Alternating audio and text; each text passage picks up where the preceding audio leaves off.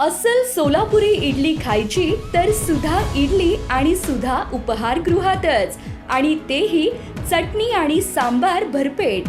तर मग आता सोलापूर शहराच्या मध्यवर्ती भागात मोदी यतिराज हॉटेल शेजारी नव्याने सुरू झालेलं सुधा उपहारगृह. अत्यंत प्रशस्त जागा, वातानुकूलित पार्टी हॉल, स्वच्छ निर्भेळ खाद्यपदार्थ, आरओ फिल्टर पाण्यासह आणि पार्किंगच्या व्यवस्थेसह ग्राहकांच्या सेवेत 16 मे 2024 पासून रुजू.